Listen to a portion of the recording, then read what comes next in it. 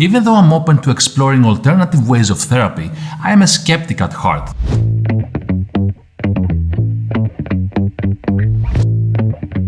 That's because over the last 50 years, traditional Eastern ways of therapy have been extremely commercialized to the West to fit the convoluted needs of Western societies.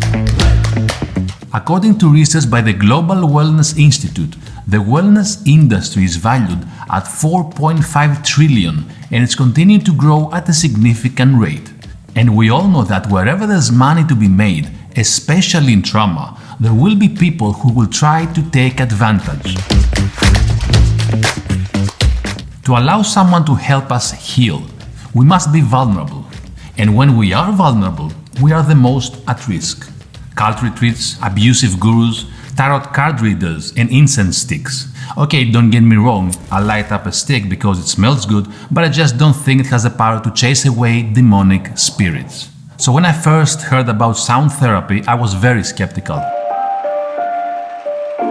But I don't need a neuroscientist to tell me that chilled music relaxes me because I can feel the effects of softer sounds in my body. So being the curious spirit I usually am, I thought to give sound therapy a go. In this video we'll dive into what sound therapy is, how it really works and gain some valuable insights from a professional. In the end we'll do a sound therapy session together to see whether this works for you too.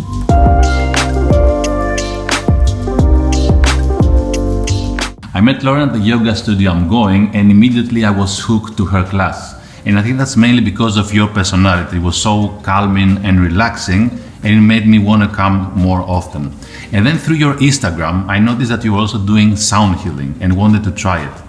So I booked a session, I joined you, and it was really fascinating for me. But before we move on, let's get the basics straight. What exactly is sound healing? First of all, thanks for having me. Sound healing is a really fantastic way of accessing deep levels of relaxation. It's a form of meditation that I personally find to be a little easier than the traditional way we tend to picture it, as it's more of a guided experience into a passive state. So it's a unique form of therapy that uses the vibrations of the sounds made by Tibetan singing bowls to promote healing of the body and of the mind. Okay, that's great.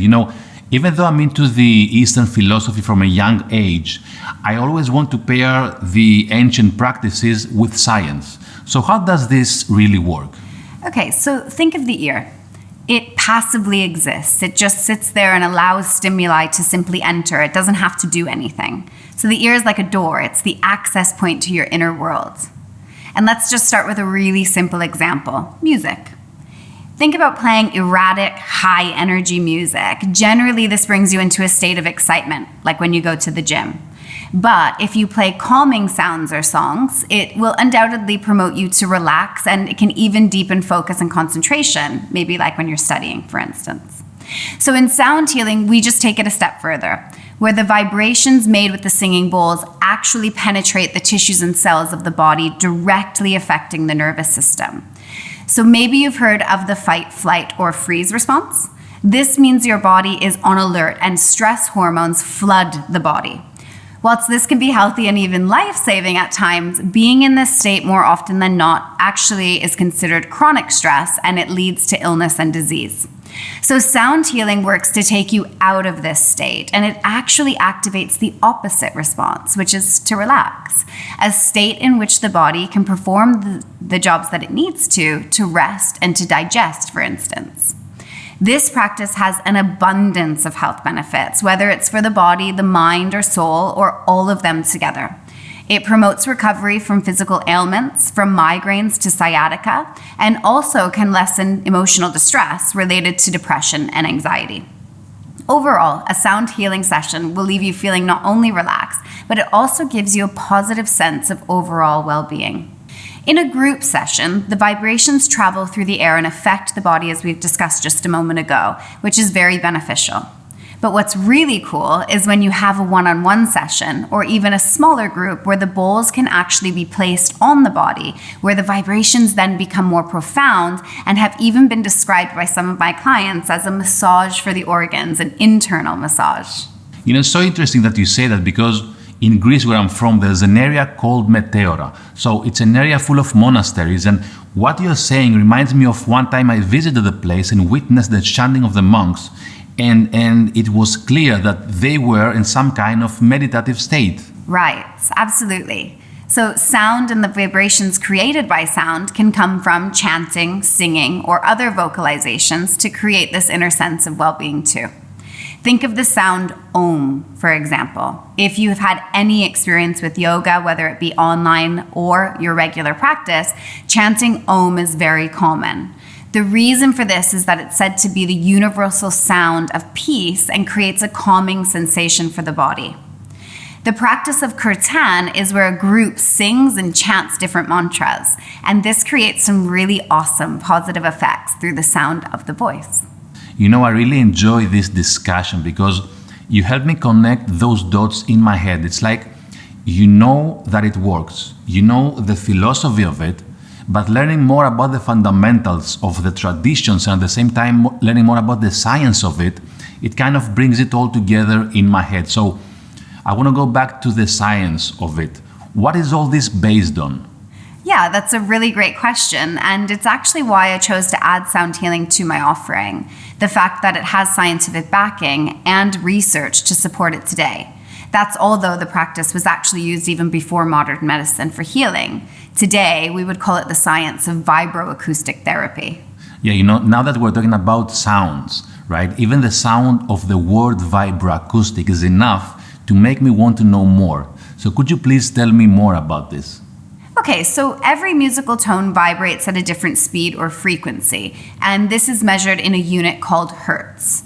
A high-pitched tone has a higher frequency or vibrational speed, while a lower tone vibrates more slowly and has a lower frequency. Vibroacoustic therapy uses frequencies within the range of human hearing, and low frequency ranges, which are considered to be less than 500 hertz, are the ones that are said to contribute to a greater experience of relaxation and or pain and symptom relief because you can actually feel these sounds.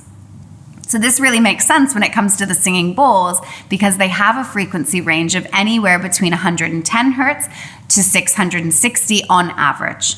So there's some really interesting research articles out there from really well-established research facilities and universities, ranging from the way that plants grow when they're played jazz versus metal music, to the speed at which wounds actually heal when vibration is used compared to when it's not. I think you may take a guess that plants grow more abundantly and wounds heal more quickly when exposed to frequencies similar to those of the singing bowls. That's pretty cool, right? So a really specific example of a study done at the University of North Texas that I like is where they found frequencies of 60 to 600 hertz actually provided optimal pain relief.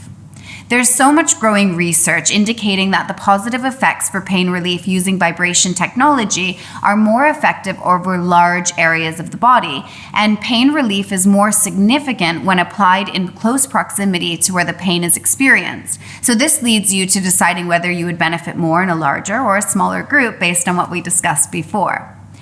So apart from the thousands of years of tradition amongst healers, sound healing is really grounded in today's research.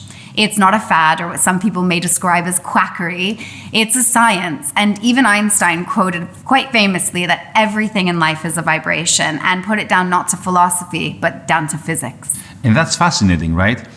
So like I said before, you know, when I first came to your session, I was a bit skeptical and I didn't know what to expect, but the vibrations and the sounds from those Tibetan bowls really gave me this feeling of peace and this feeling of relaxation.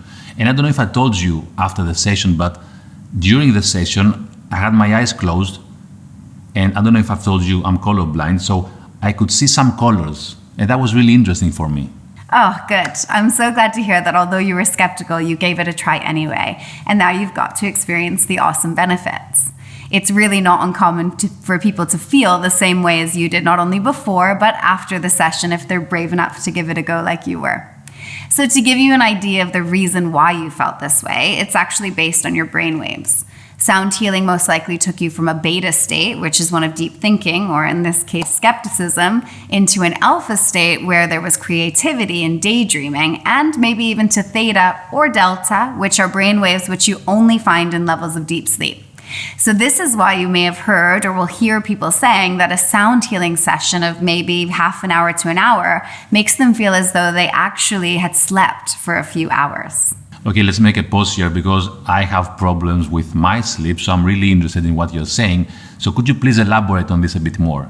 Okay, so let's think about it. It means that we go from an awakened state of consciousness to a relaxed or meditative state, or even reach a state of sleep. When we sleep, this is when our bodies recover. This is why we sleep. This is when our body heals. So there are many different types of sound healing techniques out there. Ultimately, the goal of all of these therapies is to get a balance of the body through vibrations and to bring you into a sense of calmness and a state of relaxation where your body can restore itself, bringing about better health. You don't always need a healer to guide you, although of course this would be nice. But there are many ways that you can practice sound healing at home, for instance. You can chant, you can sing the word Om. It's a really simple way of doing this. Or if you want to just listen, turn on some nature sounds like the waves of the ocean or birds chirping or any sounds that you find really relaxing. You might notice that on playlists for working or studying, binaural beats have become really quite popular. Today we focused on the singing bowls, but there are other really cool instruments out there as well, like tuning forks, gongs, bells, guided voice meditation, and a lot more. In my sessions, I tend to do a combination of these and even add yin yoga sometimes before if it's interesting to my client.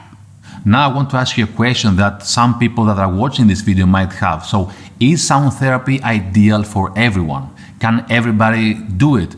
Or someone might feel more anxious, for example? Yeah, look, it is for everyone, but it depends on the space that you're in. You know, I like to think that people choose to do these things at the time that works for them. So they're open to it, they're looking for something. So they're coming in with, you know, this mind, maybe in your case of skepticism, but they're still already there. So they're in that space already. So yes, it is for everyone, but everyone has their own time where these things really draw them in. And once people really start to let go is where the beauty really is. It's where the healing is. It's where they find new, deeper levels of themselves. What I would like to know is how did you decide that you wanted to start doing sound therapy? Yeah, for me, I was looking for something a little bit more calming, a little bit more relaxing. In my teaching of yoga, I tend to do the more yang side of the yin and yang, which is the active. So I was trained in Ashtanga, which is a very yang-y style of yoga. It's lighting the fire of the belly, of the body. It's getting you going. So I was looking for something on the other side, on the yin side, that was, you know, there that my clients could use to get a really well-rounded practice to do the balance of the active and the passive. So sound healing, as we talked about, is the scientific backing, and that's why I was really interested in doing that rather than, you know, other forms of energy healing and these things. Okay, that's great. Thank you for answering all my questions. Thank you for being here with me today. Basically what you did is that you connected all the dots in my mind about what sound healing is, the science behind it, the ancient traditions, and how they all come together. So thank you so much for that. What I would like now is to get a taste of the real practice. So if what you're looking for is deep relaxation, we filmed a short video. So if you'd like to join us, click the link in the description below, or I'll put it somewhere up here, and follow us in the sound therapy session.